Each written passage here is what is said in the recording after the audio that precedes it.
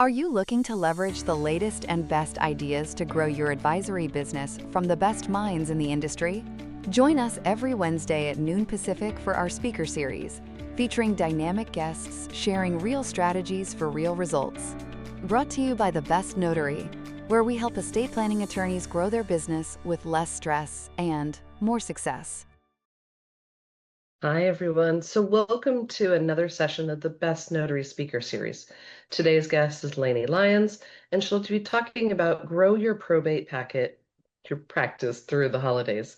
This series is all about connection and about highlighting trusted advisors in the professional services space. The host today is the Best Notary, and here to introduce our speaker is Eli. Before we begin, just a few reminders. This presentation is being recorded. You'll receive a copy of the slides after the session. The recording will also be available later on YouTube. We're collecting questions in the chat for Q&A session with Laney at the end. Or if you want, you could ask a question during the session. Just raise your hand or let us know in chat. And I'll turn it over to Eli to introduce Laney. Thank you so much, Stephanie.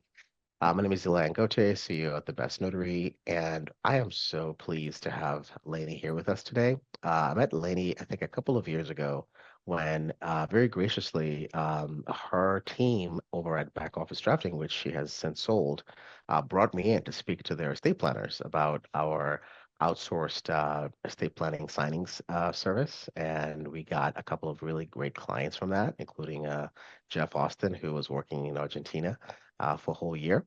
And then recently we met Laney in person at the Wealth Council Symposium in San Antonio and got to know her a little bit better and have since then been collaborating. And then she asked to present this very, very timely presentation about how to support estate planners during this holiday season. Laney is a renowned coach to estate planning attorneys. She is a phenomenal connector, and we have benefited greatly from that. So without further ado, Laney, tell us a bit more about, who you are, and let's get this thing going. All right, you bet, Eli. So hello, everyone. I'm Laney. I'll give you a bit of a formal introduction of myself, just if you don't know me, so you kind of know where I'm speaking from, the context I'm coming from. And like Stephanie said, I'm very happy to take questions throughout. If you want to chime in, it doesn't throw me off. Don't feel like you have to hold any comments until the end. What we are going to cover today is really a dual purpose. So it's helping us talk about our probate practice. It's also helping us, it can be applicable to an estate planning practice. So as you're absorbing the material, and we'll nail it down with some action steps at the end, it really can apply to probate, which is the theme of today, but it can be very easily, Rubik's Cubic, and you can apply it to your estate planning practice as well, just on the estate planning side. And then we're also going to be talking and working towards action steps in two areas, depending on what you want. Maybe you want both. First would be in your current practice with your current clients. And then second would be if you're wanting to grow your practice. So the material we're going to talk about today and just kind of the concepts and the whole understanding of it is very helpful with your current clients and can also be repurposed to help you grow your practice. And we'll talk more specifically about how at the end.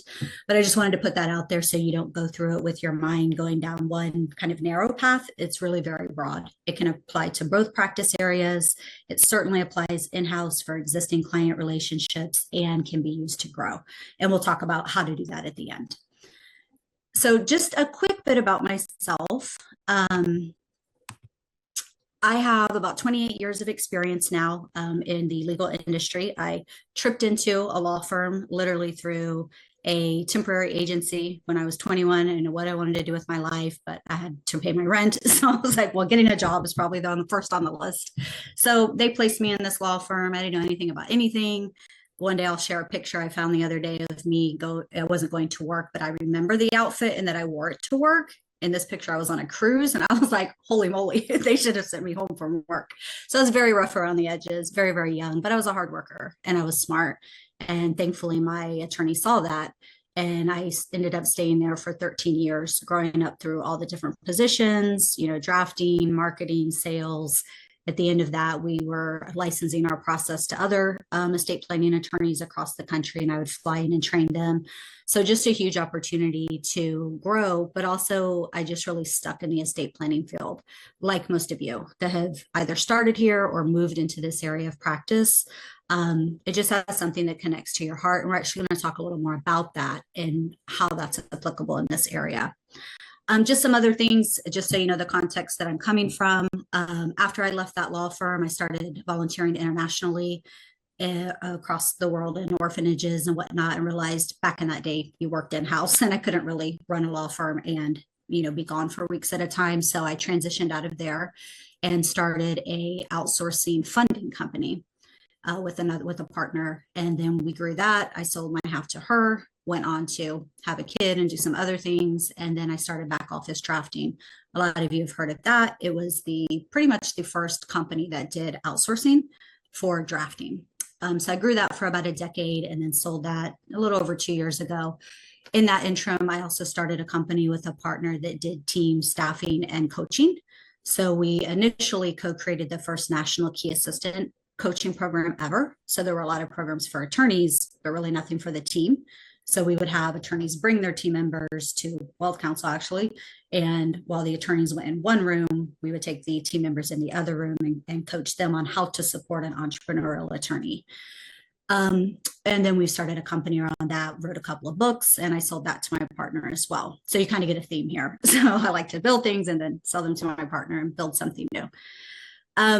So here I am now. I'm a coach at 2 Hour Lifestyle Lawyer, which some of you know. It's an estate planning training and coaching company. I've previously been a coach with Lawyers with Purpose. I led a team coaching program at Wealth Counsel several years ago before it was sold, and have done a lot of speaking around that. So I have the somewhat unique experience of having been the employee back to the very, very first days of temp receptionist, not knowing anything about anything, and growing. And then I've also been the employer and the business owner, and certainly understand the stresses that come with that when you're trying to grow a law firm. So that's just a little bit of context, because sometimes I'll speak from the role as a team member, and then sometimes I'll speak from the role as like, I get it as a business owner, I get the stress of that. So today, what we're talking about is really interesting, and I see a few people from my current probate plug and play class, so they're going to know where this conversation actually came from. And I think I saw Naomi on here, and her team member, actually, speaking of the power of team members, sparked this entire conversation with the question that he had in class. So we're always thankful to have team members in the program. The question was, well, the holidays are coming up. Should we give our clients kind of a break? Should we step back a little bit, give them some space? Understanding it's probably going to be triggering for them. It's going to be really emotional for them. And my immediate response, and probably if I listened to the recording, what I said in class was, no, why would we do that? So that was my initial reaction. Like, why would we do that? And then I really started thinking about it. We had a great discussion as a class. And after I kept thinking, like, why would we think we would want to do that? And it's really interesting, because when I look at it from a big picture, I talk to a lot of attorneys. Like, I've talked and interacted with hundreds and hundreds of attorneys. And when I talk to them about adding probate in their practice, they tell me, no, I don't want to go to court. It's too messy. It's too long. And I don't want to deal with emotional clients. Now, there's a lot of talk we could do about those first 2 points, but that's not the scope of today. But honing in on that third one, I don't want to deal with emotional clients. They're too emotional. It's also interesting to me, because I always ask every estate planning attorney I work with, why did you pick estate planning? Like, I get it. You want something that's flat fee. You don't want to do family law. You don't want to do litigation anymore. You're burned out. You want meaningful work. That's usually kind of the bottom line of what they tell me. I want my work to mean something. But why estate planning? You could pick small business law. You could pick trademark law. There are other things you could pick that would check those boxes. Every single attorney, hundreds of attorneys, always have a beautiful story they tell me of why they picked estate planning, why it matters to them, and now they want to make sure it matters to other people. Their stories of tradition, stories of, first generation in America and carrying on legacy, just beautiful stories. And that's all emotion. So it's interesting to me that people are thinking, no, I don't want to do probate, or should I back off from my client during the holidays? But everything and every reason fundamentally that you've chosen to do estate planning is surrounded with emotion. So it doesn't make sense, right? Like we want the emotion, but we're like, no, thank you to the emotion. So I really started thinking about what's underneath that. And I think what's really there is maybe the emotion will be high, maybe it'll be triggering for the client. And I think what we really mean when we say, I don't want an emotional client, because we just really clarified there is emotion involved in this, and that's why we picked it. I don't want to feel uncomfortable in this conversation with the client, like their emotion is making me feel uncomfortable. A lot of that comes around, particularly for attorneys. I don't know how to fix this problem. So the client's emotional and you're somewhat panicking, kind of like a rabbit, and you're like, I don't know how to fix this. So now I feel very uncomfortable. Like I know myself, or I've done a lot of coaching to know myself. I know I'm a fixer. Like I want to jump in, I want to fix it for someone. I don't want them to be emotional or uncomfortable. And I think as attorneys, that hits even harder for you because attorneys are problem solvers. You're risk reducers. You're advocates for your clients. Like that is the essence of what you really do as an attorney and what you're taught to do, and probably what appealed to you when you became an attorney. So being put into a situation where there's emotion and you can't fix it is probably incredibly painful and uncomfortable for you.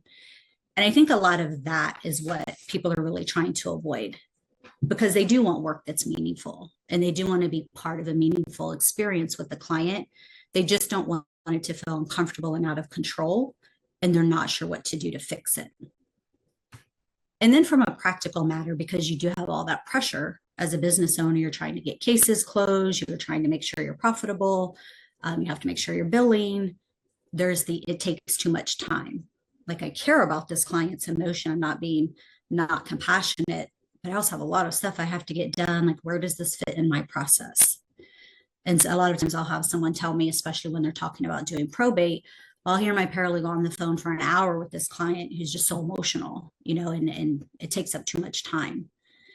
Now, there's a whole training we can do around that, that I do in the classes that I teach. And really, 9 times out of 10, if you or your client is spending like an hour on the phone with an emotional client, you've lost control of a conversation. And that happens in consults too. We see them go sideways sometimes, where you're just like down a rabbit hole and you're not trying to rein it back in. There's a whole process around that, because spending an hour with someone who's being very emotional really isn't helping them. And it's certainly not working for you in the law firm. So there is an entire process to, it's called pause, validate, re-anchor to the goal, and move them forward. So in a nutshell, without the training behind it, that would look like pausing, validating the emotion. I know this is a really tough time for you. Being comfortable to just be still for a minute. And that brings down everyone's cortisol levels. It just kind of slows it down. And then you re-anchor to the goal. Today we're trying to get some updated information on expenses in the account. Are you ready to go forward with that, or do you need more time? So you're narrowing down the path to do 2 very small steps, and they can choose. We can do this at another time, or we can go forward now that we've paused, we've re-anchored to the goal, we've acknowledged your emotion, and we can move forward. So 9 times out of 10, it's just people haven't been taught the skill set to deal with the emotion that's going on. So they let it take control of the conversation. And it really doesn't help the client either, because now they've gotten emotional. They're probably a little embarrassed. They're a little uncomfortable, and nothing has moved forward. So the good news is there's training you can do around that. If you're comfortable stepping into that situation of being just a little bit uncomfortable, but the meaning behind it is very powerful. So when we go through that to say, and I like to share that because I don't like when people feel like they just have to be, thrown to the wolves of dealing with emotion. There is actually training around how to deal with it so you are in control of the conversation and you're not fixing it for them, because you can't fix someone's broken emotions. They're hurt, they're grieving, but you can certainly control the conversation in an empathetic way that serves the purpose of getting them through this process. So that brings us back to, should we give our client a break? And what I like to do here is really reframe, I have to deal with clients' emotions during the holiday, to we get to be the ones who deal with client emotions during the holiday. Not in the way we were thinking, not that messy hour-long conversation that doesn't get anything done and everyone's uncomfortable now. But we get to be the people that can do this differently. We get to be on the forefront of creating an entirely different experience for clients or soon to be clients. And we can do it in a way that works for us and keeps our process moving forward. And if you want new clients, can bring new clients in for you. So let's talk about both of those a little bit. So how do we use this with current clients? The first way I use this is in weekly check-in meetings. And that was what prompted this question from a team member. Should we pause our weekly check-in meetings? So we teach in our course doing a weekly check-in meeting. And some of you right now are going, that's crazy. So I did the math when I was prepping for this. If you do a 15-minute meeting once a week, we train it so it really takes 10 once you get into a rhythm, but maybe it takes 15 on 1 week. And there's 52 weeks in a year. That's total 13 hours a year. So like a little over an hour a month of time. If you calculate how much time you or your team member is writing down information, trying to get a client to respond to you, reverse engineering accountings and information because you haven't heard from anyone for months, an hour is way less time than the time you're spending running information down. And you're not in control. You can't move your case forward because you're waiting. You're trying to get some information. You're not sure what's going on from the clients in, what they've done or they haven't done. So when I look at time, I look at time from two aspects. The amount of time, which here is really nominal compared to the follow-up time that you would do instead. And second, I look at time as in something I can use to control my process. So even if it were a wash, 13 hours on proactive weekly meetings in a year, or 13 hours in a year of follow-up time. Again, it really is way more in the follow-up time, but let's say it was the same. I would rather be in control in little bits and pieces of having what I need to move my case to the next step. So I'm not stuck, my notice period is ended to creditors, but I can't get my client to tell me if they got anything that I didn't get in the mail or the court didn't get. And now I can't even move forward to pay all the creditors and figure out my final distribution. So I'm stuck. I rather put the same amount or really less time in to know I'm ready to move my case forward. That puts me in control. So same as in your estate planning cases, when you're doing trust preparation and drafting, if you have all the information, you can move your client forward to drafting, to trust review, to signing versus waiting on the client.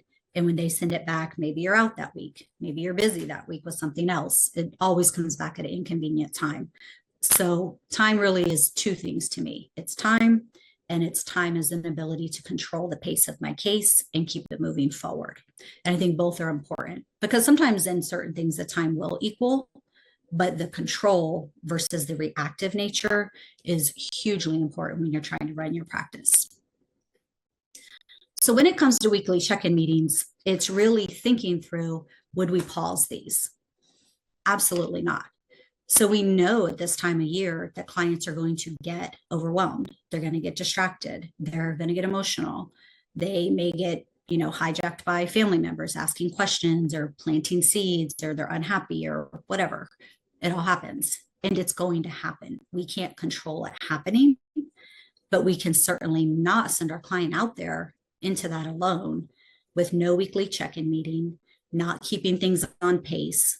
Because say they go to Thanksgiving dinner and their brother throws some landmine in the room about something he's unhappy about or something he thinks he's discovered, the parents owned, who knows? If you've done probate, the crazy things that might come up from a conversation perspective. And now your poor client sitting there going, I don't know if I've made a mistake. Is this important? Is my brother making up stuff? He's a little bit angry at me. Like, who knows? And if you leave them alone, it just starts brewing in their head. They may go pass money on. They may go make a really bad decision, or they just get overwhelmed and confused. And if you leave them out there alone, that's a huge mess you're going to be undoing and cleaning up after the holidays. So it's much better to keep them on track. Plus, they might get valuable information. Maybe they have been waiting on a sibling or family member to tell them something or pass on some information, and now they have it. So if you keep your meetings going, you can keep your case going. Now, that doesn't mean you work the week of Christmas. If you're closing, and they may not want to either. But as a whole, don't pause your meetings. Now, what if you're not doing meetings? This is a great time to do meetings and just say, you don't have to commit to them forever. Try it on. Just say, okay, clients over the holidays, it's really easy to get distracted. We're going to blink our eye and it's February and we're going to lose 3 months of momentum on your case. And we're probably going to lose some really important information that you're hearing and collecting. So let's get a weekly, start with biweekly. Let's get a biweekly touch base on the calendar just to pass information back and forth. And you could do that as a huge client value add. And again, the time you're going to save on the back end, running this client down and cleaning up what may have happened over the holidays or just the momentum that you've lost is a huge time saver. So look at the time you're saving, not this time that you're outputting. Now, what might also be happening for a few of you, just because I've worked in a lot of law firms, I've worked with attorneys for years, is you're going, okay, there's no way I could do a weekly check-in because we're not ready. Like, we're not sure where the case stands. We're overwhelmed. We're not managing our cases super efficiently, that we're scared, basically. We would be scared to get on the phone with a client because we're not certain where we're at with the case, and the time it would take to figure that out would be a lot. So maybe you can frame the meetings as this is just information passing. It's not a full update on your case, and just set the expectation. And then set a meeting for later, first quarter to do an update. Or you can know going forward, if you just don't feel like you could take this on, this is a possibility and it's truly a game changer. And you need a better way to manage your probate files, because you really should be able at any point in time to talk to the client and know what's going on, because it's stressful. If not, you're getting the cases done, but it's probably very stressful to have these cases sitting there and you don't know exactly where each one is. You feel uncomfortable if the client calls, like, oh my gosh, are they going to ask me something? I don't know what's going on. You, and if you have a team, should always be able to look at the file and at least have a general idea of where you're at and what's going on. That should be a must. If there are team members on here, I see one who I've known for years and I love dearly. So you know this. The worst thing you can do as a team member is not make sure that file is in a status that if your attorney happens to end up on the phone with the client, they don't know what's going on, because I call it having my attorney's back and their front. I have their back, the work is done. I have their front. I will never make you look stupid in front of our client, which 99% of that is making sure they have information. So if my attorney is on the phone with the client, he needs to be able to know what I've done. One, so he can have my back with the client. If a client thinks something isn't done, he can say, nope, I see that, my paralegal's called you this and this many times. I'm going to pass you on to her. She's waiting on something from you. The recording has stopped. Doesn't help you help people if they don't have the information. This meeting is being recorded. Okay.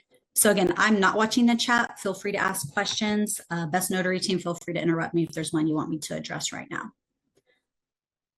So second point that we can really change this game for our clients and ourselves is preparing them. Again, we know they're going to walk into possible emotional situations, their emotions, their family's emotions, everybody's emotions. So let's help prepare them. And you can do a lot of this through some free gifts I'm giving you. It doesn't mean you're having like a one-on-one session with every client to prepare them. There's an effective way that you can do it. And what you're really doing is, one, helping them set boundaries. They need to really think ahead.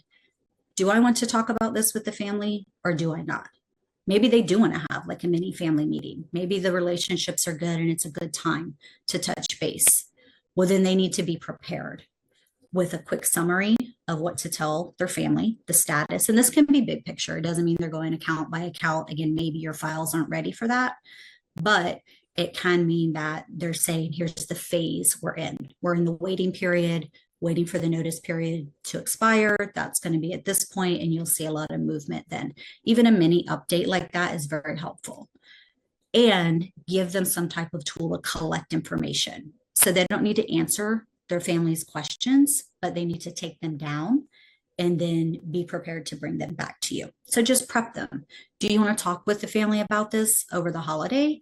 If so, here's what that looks like. Mini update, and then give me your questions. You do not have to answer all of those questions. Lean on the attorney, That's a great question for the attorney. We should schedule a quick update with him after the holidays or her. Or maybe their answer is no. I really don't want to talk about it over the holidays. It's been really hard, and help them prepare for that. Actually, what we could do right now, rather than talk about the probate status, that's something we'll do after the holidays, because we should really have the attorney there, is, let's focus on what was really important to mom. What were her favorite traditions for the holiday? Let's do some of those. Let's pass them on to our kids and help your client be ready to reframe.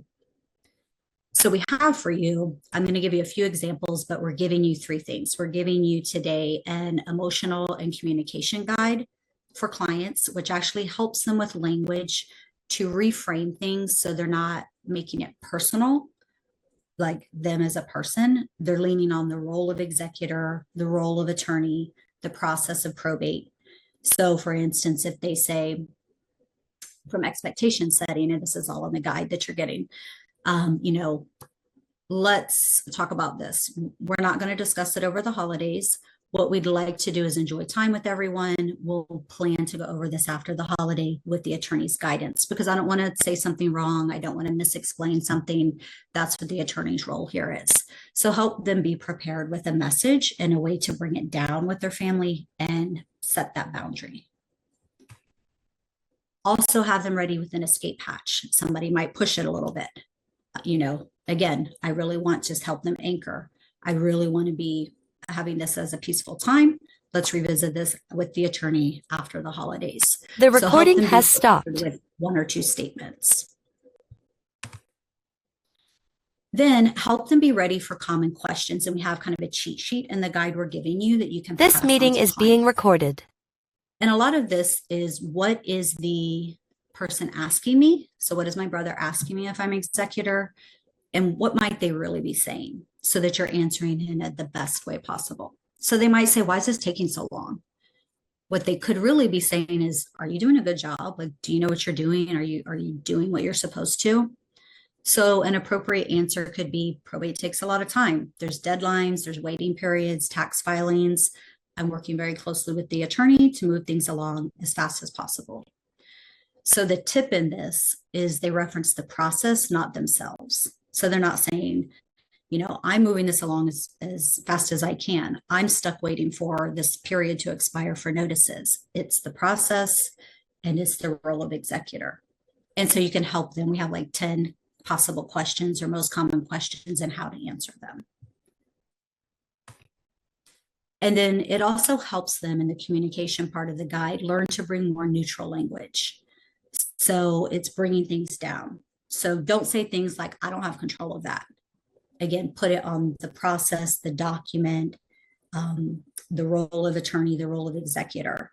So instead of, I don't control that, it might be, that's really determined by the will or the trust.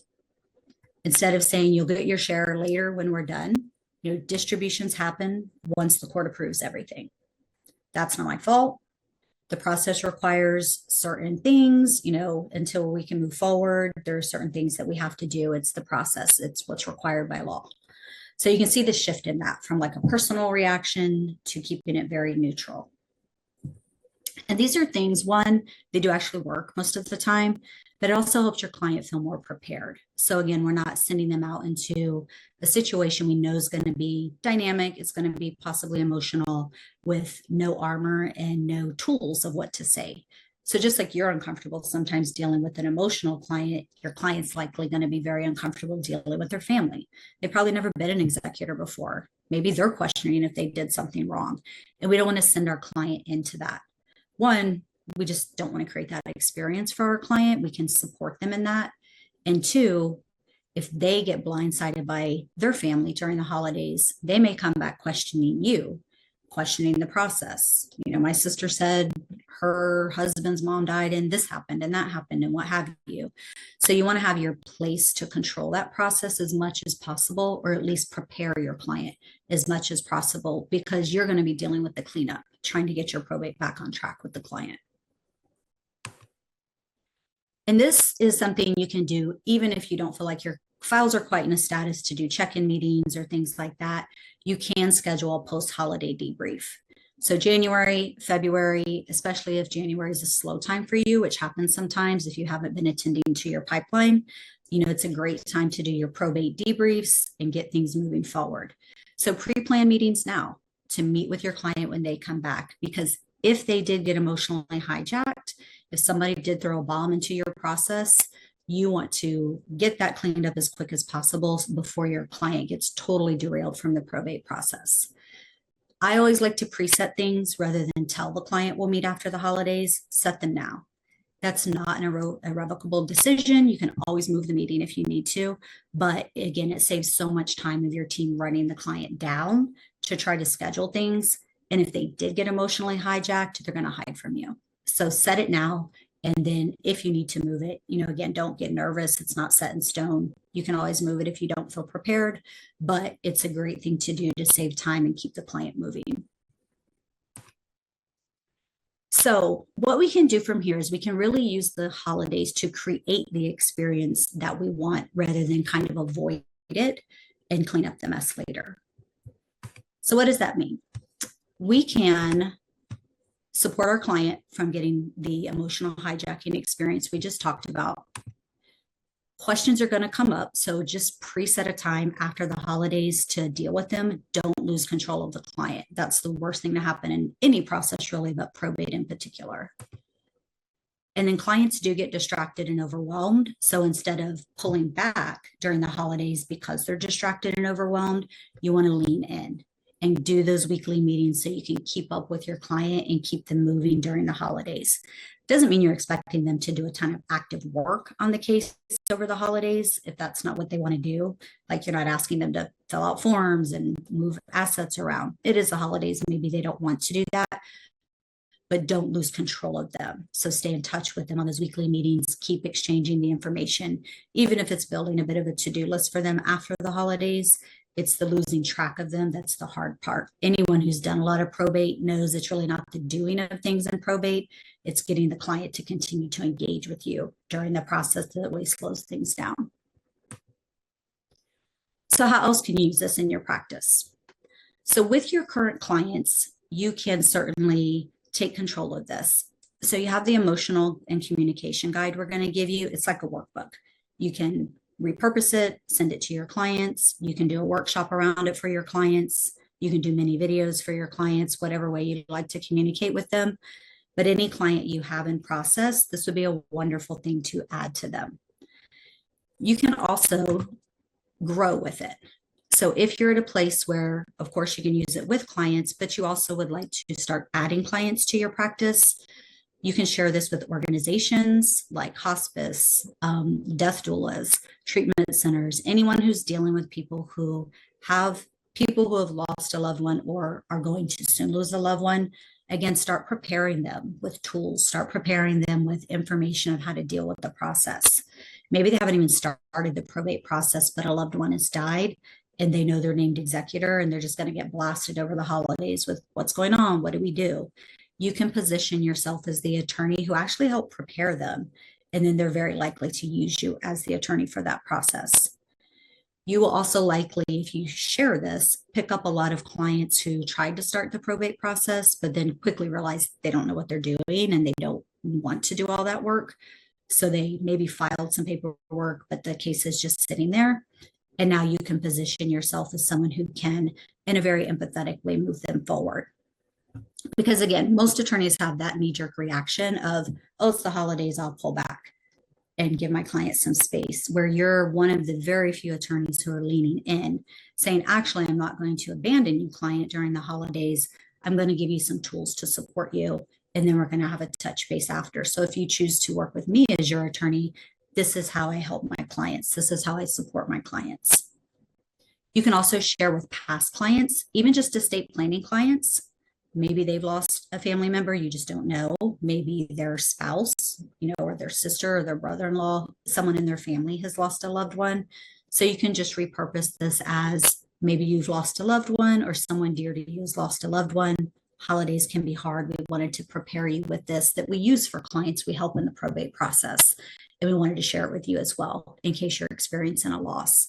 So you can capitalize and maximize the fact that everyone's walking into emotional situations over the holiday, and you can reach through your network, kind of that spider web of clients, and then people your clients know, other family members or friends who have lost a loved one, because they're certainly talking about it with their family and friends. You can so share with your estate planning clients, and you can also share on any social platforms that you do. So some attorneys are taking this and repurposing it. We are also giving you a 10-piece campaign that you can use for social media. So you'll get that in an email afterwards as well. If you want to take that and repurpose it, you're more than welcome to use all the material. So what we have for you, you're getting an emotional executor communication guide. So that's a lot of what I shared some samples of, how to bring the language neutral, certain things to be prepared for, to set boundaries in advance, set the expectations in advance. And then we're also giving you a more specific executor holiday survival guide. We called it, you can rename it if you want to.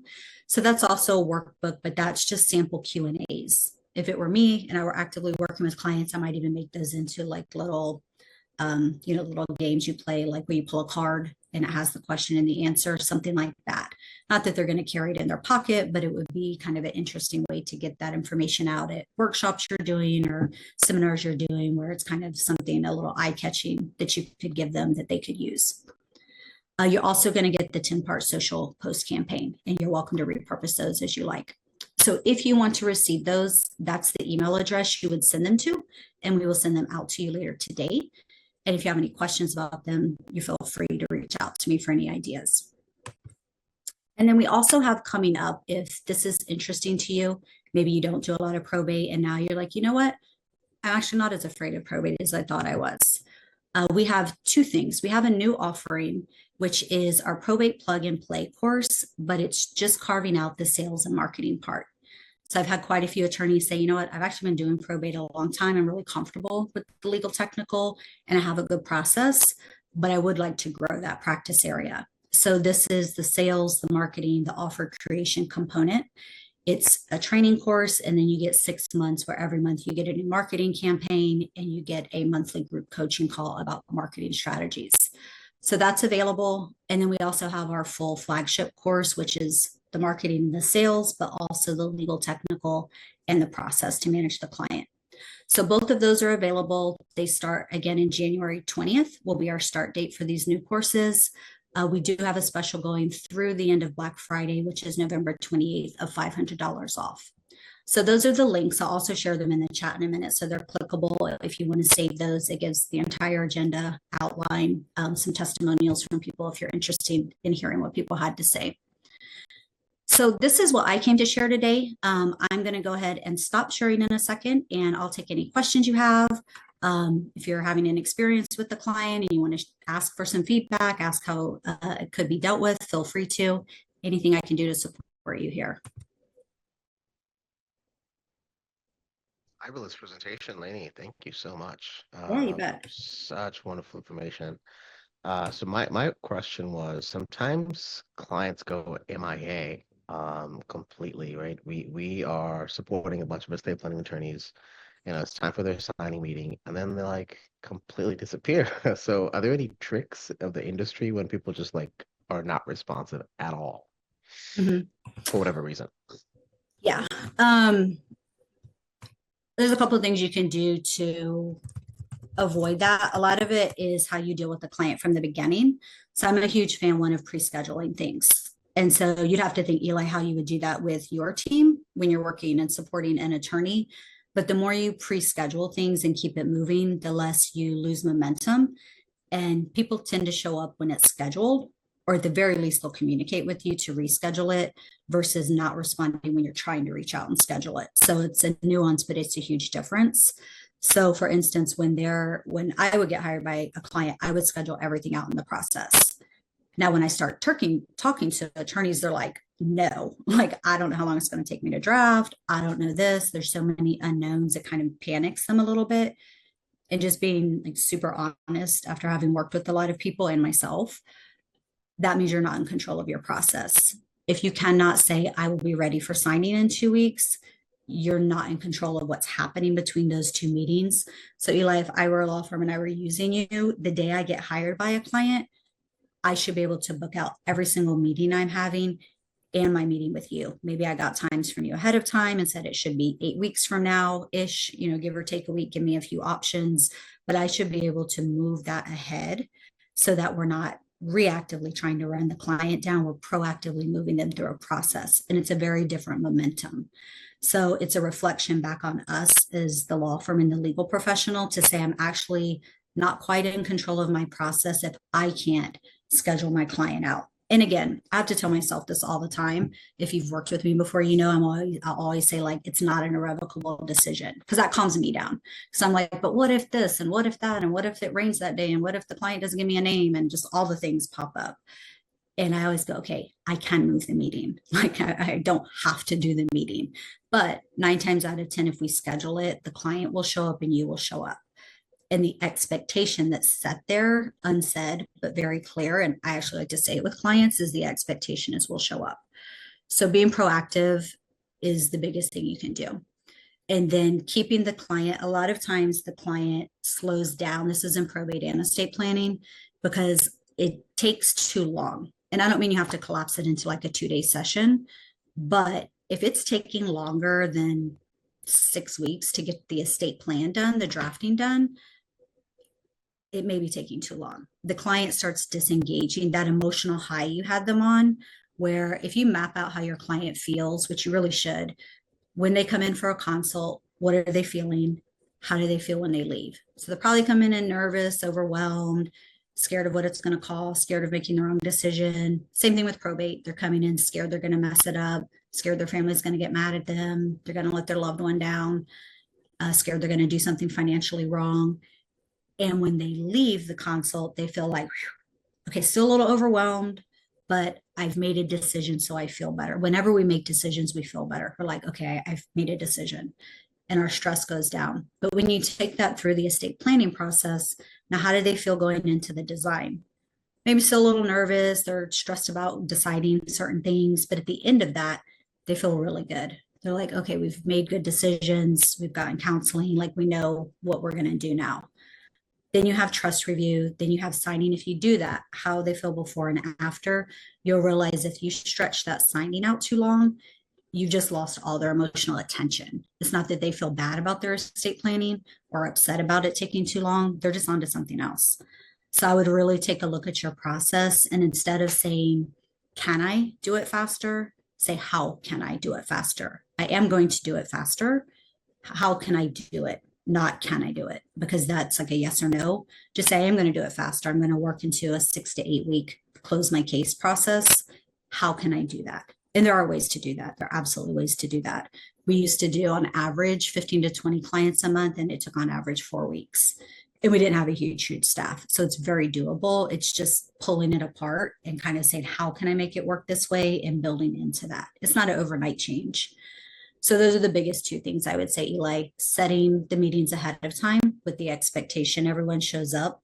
And then it is your job to move all the pieces through, and then not having it so long that their emotions just go elsewhere.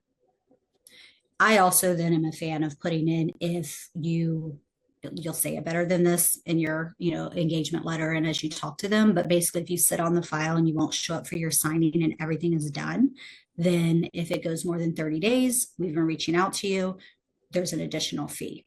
And I tell clients, it's not my desire to charge you that fee. I'm not going to get rich on the $200 I'm charging you. It's to make sure you get in here and sign your plan, because you're not protected until then. And I don't want to sit on a bunch of open files of clients who aren't protected. Like, I want this to get done for both of us. And of course, you can waive that if they truly have a good reason. They were in a car accident, their mother passed away or something. But simply putting it there will tend to make them respond to you and at least let you know what's going on. And most people will comply if there's a penalty. But I tell them, like, it's not my goal to charge you this. It's not a moneymaker for me, like this $200. I just want you to get your plan signed. But I've learned putting a penalty in place makes people just keep it going, keep your attention on it. It's a really great idea. And also, I want to kind of Tammy suggests that, giving clients a link to a calendar sometimes can help them. be able to just pick a time, avoid the back and forth. We love Calendly. It's a great tool for that. Calendly's great. And what I do with that, Tammy, is if possible, like when I scheduled all my meetings out in advance. If that's, you're not quite there yet, just go meeting by meeting. So say you're ending your consultation, they hire you, great. Now you're going to book the design right away. Whatever your next meeting is, it's probably your design. So at least book the next meeting at the end of one meeting. And what I do, Tammy, is I take my Calendly link, and if we're in person, I'll email it to them right there, or I'll pull it up on an iPad or something. So I'll use the link, but I'll make them do it right there in the meeting. And if I'm on Zoom like this, I'll drop it in the chat and say, hey, let's do it right now, just in case you had a technical issue or you can't find a time that works for you, you can fix it right now. And I always say, I don't want you to leave with homework. And I don't want them to leave with homework because they're probably not going to do it. So I'm like, I don't want you to leave with one more thing to do. Let's just book it right now. So that link works very well to email, but I also try to get them to still do it in the meeting using the same link. The question, Laney, is some of my planners are like, I don't want to do probate. As you talked about emotions, thank you for going into kind of the challenges and back to why they got into estate planning. One of my other clients says, an attorney who does probate becomes a much better planner because they know what's going to happen to those documents. I'm curious whether you found ways to inspire more attorneys to step into the probate side of things, and what is the best way to have that conversation? We do, and actually have a really short, it's like maybe a 20-minute presentation. If anyone wants it, just email that same email address and just say, I want the probate presentation, but it breaks down the 3 reasons, which are the ones I shared in the beginning, why people don't want to do probate, which is, I don't want to go to court, I don't want emotional clients, it takes too long and it's messy. And it really debunks them because we're in control of a lot of that. And even if you go to court, and we're talking uncontested probate, by the way, we're not talking like probate litigation, that's a different ballgame. But if you're even thinking, I may have to go to court to open the case and close the case. So in 8 months to a year, you go to court 2 times for maybe like a $10,000 fee. That's not horrible. And these aren't court cases like family law, criminal law, where they're stressful and, you're litigating and the court is in control of your calendar. Like, these are scheduled in advance. They're very factual and, informative, unless you start crossing the line into like uncontested things, which it can be different. So even if at most you show up to court twice, a lot of states and counties, you don't have to if it's uncontested. But even if you do, that's not a bad rap. Like 2 cases, 2 court hearings, they're 15, 20 minutes in the span of like a year for a really nice fee. It's not too bad. The other thing I like about probate, and we break down the numbers like of what adding probate would actually financially add to your practice in the presentation I was talking about. We also talk about probate is not really, it's 98. I say 95 just to make people not totally panic. It's 95% team driven. And I have a probate paralegal on here. She can also attest to that. I don't have her on here. She chose to come, but I know her. I know she's here. So probate is so team driven that a lot of times people are like, probate's not sexy. I want to do asset protection planning. I want to do, fancy LLC planning. And those are great. But the higher the level of expertise, the more the attorney has to be involved. It's like brain surgery. A lot of attorney time is involved. Probate is not that thing. So what's sexy to me is sitting on a beach while my team is doing a tremendous amount of work, and I have like 2% of the work to do. And I have an attorney that co-teaches our course with us, and he'll test. He's like, yeah, my probates are phenomenal, and they do like 95, 98% of the work. So to me, that's really cool. Like, that's the best. That's super sexy to just sit on a beach, run your practice really well. And I'm not, I'm over glamorizing it a little bit. Yes, you have to market. Yes, you have to do your part as the attorney, but it is incredibly team driven. So the profit margin there is very high. And if you want to then spend your time as an attorney doing these more complex cases because they're interesting, great. But probate can be a really good, solid moneymaker if you position it right. See, Travis is a fan. He was clapping about the working on the beach. Travis, and he loves a good beach. A quick question. What is a good way for attorneys to find kind of skilled paralegals or people who can support? Because I'm hearing that's a big pain point. Are there great partners, or do you provide that type of service, kind of folks that can come and help with the probate kind of good question. We get that question a lot. Yeah, we don't do any actual like probate work. It's a training course and a coaching course. So we're not like outsourcing or back officing any type of probate work. But I do know several organizations that can match you with a very good probate paralegal if you want to. And you don't have to. So a lot of attorneys that take the course are like, I just want to add 2 cases a month. The numbers, which we break down in that recording I have, is if you add about 2 cases a month, it's about 100 grand annually you're adding. And maybe you can manage that. But if you're like, no, I really want a probate paralegal to help, I can give you several suggestions of where to find contract probate paralegals that are very experienced that can help you out. And I didn't fully answer your other question. I got sidetracked thinking about sitting on the beach, but yes, it does make you a better planner. So I think there's 2 things there. In our last probate cohort, we identified 18 things that came up in the training that actually made us all better planners on the front end. Because when you see what's going to happen in probate, when that hits, or even just the family dynamics, even if it does get into a funded trust and it avoids probate, you're like, wow, when we let a client do this nonsense with the house, here's the situation the family's going into. And it's worse in probate because you're now dealing with the court also being involved in that. And certain rules can trump what they put in the will, like the statutory, certain provisions can override it. So it really makes you a better planner. Like, wow, when I let the client do this, craziness, it's actually causing huge issues afterwards. So it just makes you, and you can't control what the client's going to do, but you can certainly give them a better picture of what they're setting their family up for. And a lot of times in the design meeting, it's not that you say, no, you can't do that. You shouldn't do that with the house. You'll say, what are you really trying to accomplish here? Oh, you're trying to accomplish that your family still gets together once a year, where there's probably a better way to do it than what you were thinking. Let's talk about some other ways.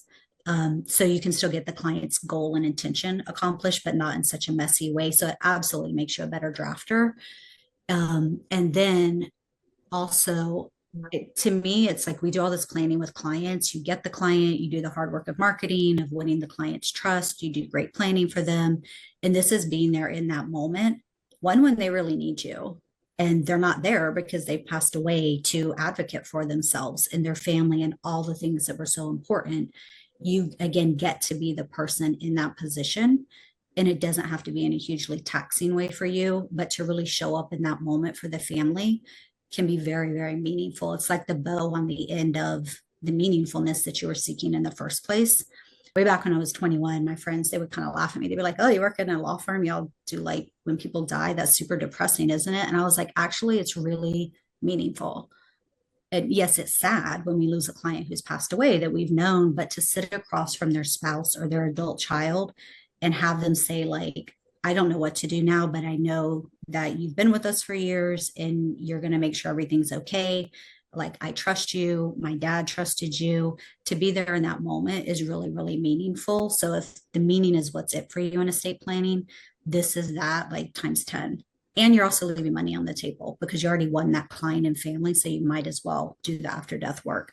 I think people are just intimidated by it. And everybody's kind of like, ew, probate, I want to do something cooler than probate, but probate is very meaningful and we can just do it in a different way. 100%. And to add to that, a little trick that I'm learning is to go to a local death cafe. Have you heard about that, Laney? These are places where you can just go and talk about death, open-ended. People who are young, old, grieving, have lost someone. It's a great way just to get comfortable to have those conversations unstructured. Because as you said, right, there is that hesitation to be around death and dying. And I think that can make a big difference. And yes, the marketing opportunity is amazing for the family members who are dealing with the probate process. So I think that's amazing.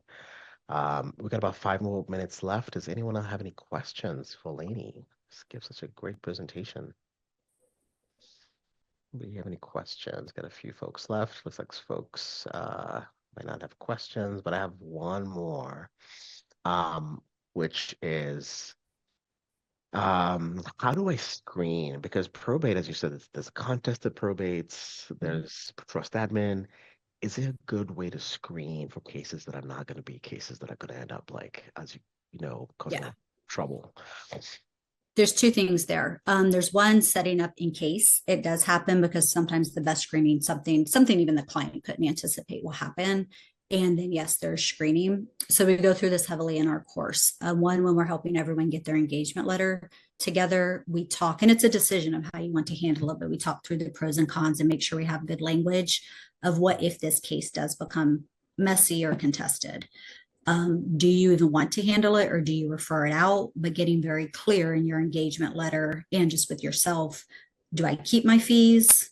Does any of these fees go back to the client if we're in like phase 2, but this thing just goes crazy and I refer out to another attorney? Getting really clear on what that looks like. Or if you do want to handle it or have the option to keep the case, even if it goes contested. Like I know some attorneys are like, I'll do one at a time if it's not super crazy, something like that. We want to make sure your engagement letter covers that you're now under an entirely different fee schedule because this is a different ballgame. So we have to get clear ourselves. How do we want to handle it if it goes contested? Because sometimes it just will. Not often, actually. I think Craig shared some number, but it was way lower than everyone thought of, like the number that actually go contested that, you started uncontested. It's not that common. You just hear the horror stories on your listservs. It's not that common. And it's not necessarily contested or uncontested. It's the family dynamic and the mindset of the executor that's going to make it a good case or not. Because you can have a contested case that still is not an awful case. And so we have some definite intake questions and screening questions. So a lot of those are about family dynamics. Have you hired an attorney before? What was your experience? And what we're really looking for there is like attorneys charge so much money, attorneys this and that. Did they maybe really had a negative experience with an attorney? It happens. Or do they have like this predisposition and they're just going to fight with you the whole time and question your fees the whole time? So we have some very specific questions in the intake to determine. It's basically a client who is upset with their family, and now the death of a loved one is just the next thing in a continued relationship of being upset and fighting with their family. You don't want to get involved in that case. It can be the simplest one asset probate to move, and you're going to spend an extraordinary amount of time because the client is looking for emotional validation that like they're right in their fight with their brother that's been going on since they were 16 and they just have issues with each other. We have certain questions we go through to really determine that, because those are the ones you want to say no thank you to and refer out. So it's really not the assets, it's the family dynamic and the mindset of the executor. Like, are they here to resolve a problem and honor the legacy of the loved one who passed away? Or are they here to fight with their family? And this is just the next tool that they have to fight about. That's a really good question. Yeah, no, I appreciate that. And yes, that's a great thing to know, that you can control what happens in that engagement agreement. Absolutely. To make sure that, right, they know that if it becomes contested, I might have to refer it out, Mhm. and I'll keep the fees up until that point, Yeah. and talk to them about that and confirm that. That gives me a lot of confidence to sell this to more attorneys, because there is that ability to structure it like that. Yeah, absolutely. Awesome. Anything else you want to share with us about kind of maybe past students of your courses and how they've been able to implement this? Any success stories? Sure. So we have, interesting, when I rolled this course out, I was creating it, and then people just started getting really nervous, like about the economy. And I won't say that I'm seeing estate planning slow down, but people are nervous about it. Understandably, things are shifting really fast. And so I rolled it out sooner than I was planning on it, because I was like, I think people need a backup plan. I know as a business owner, I always wanted a backup plan. And then if that never happened, cool, I just added $100,000 to my practice. And if it did happen, whew, thank you, I just added $100,000 to my practice. So it's like a win-win. And when I rolled it out, I was expecting newbies to want the course. Like, I'm adding probate. And I was really surprised how many attorneys joined the program who have done probate for a while. Like, they're very comfortable on the legal technical. They certainly don't need Craig and I to teach them that. But what they really like is the sales, the marketing, and the client management tools, the process management tools. We even go into business management tools, because with probate, it really is managing, when is this case eligible to close, if I'm managing it and moving it forward, right? Because you do have waiting periods, like your notice to creditor period. In some states, it has to stay open like 7 months before you can close it. So you want to manage, like forecasting your cash. Okay, when can I possibly get cash from this case, this case? So when you look at it, you're going, I have nothing that can even close in July. So I really better make sure I'm ramping up my estate planning side on July, because I have nothing in probate coming in. And things like that, just to manage your cash flow. So it was a surprise to me that even people who are very experienced in probate have joined the course and really enjoyed that. And that is why we carved off the marketing. In the sales, that doesn't really handle like the client management and the cash forecasting. That's still in the main full course. But some attorneys are like, I just want the marketing stuff I see you talking about. So cool, we can do that. So thank you, Laney. We've come to the end of the official meeting. So thanks everyone for attending. Thank you, Laney, for an amazing presentation. We'll definitely be sharing the recording to everyone. In the show notes, we'll have Laney's website and a list of her courses, so you can reach out to her. Yeah, we'd love to have you back, actually. You've got so many things to share across your 28 years. I should, right? Yeah. I'll just ask one last question because I met someone who does financing for probate, a company called Scrivener. I don't know if you've heard about them, but sometimes, the probate might be really small and an attorney might want to retain her because they're going to be spending time on the case. Is that something that you've heard about, Lady, where there are companies which will kind of finance the initial fee to help that, get the filings done in case the probate is small, or is that a viable way to approach it? It's viable. It's not as necessary typically as estate planning, because with probate, and that's the other thing I love, is clients tend to not be as fee sensitive because your retainer, and you should be collecting a retainer. If you're in our class, you'll be collecting a retainer. Absolutely. Because you also have hard costs that you're putting forward to open, like filing fees to open it. So we have a whole class about fees, retainers, what to anticipate, what to charge. We make sure everyone gets clear on that in week 2, because I actually want people getting clients by week 3. And that freaks people out because they're like, I don't know the end of the process. And I'm like, the end of the process is 7 months away. I promise. Like, you will know the end of the process and it's uncomfortable. Like, I get it, but you will know enough to have a educated conversation with your client and get retained. And then you'll know the rest by the time it comes. But people need to get clients in the door to work it through. But with retainers and payment for probate, technically the estate pays. So it's actually not like if my sister passes away and I'm her executor, I may write a personal check for the retainer because we haven't opened the estate. I can't get to her funds yet until we open the probate and get into her accounts. But as soon as that happens, which is typically very quickly, if you're in our course and you're learning how to do it right, you get reimbursed immediately. So I'm actually not paying, the fees come out of the estate, not my personal money. So people are a little bit less fee sensitive because they're inheriting and the fees are coming out of like the entire estate. It's not their personal money. Like when you buy a trust, it's your personal money. So that's one thing. They're a little less fee sensitive. And sometimes though, you still have the issue, there's just no money in the estate. It's all real estate or it's all locked up in something. So they do still need to pay you a retainer. We do talk about sometimes with real estate because you can make sure you're paid at closing. If you want to wait that long, that's a whole conversation we don't have time for. But yes, you could still do financing.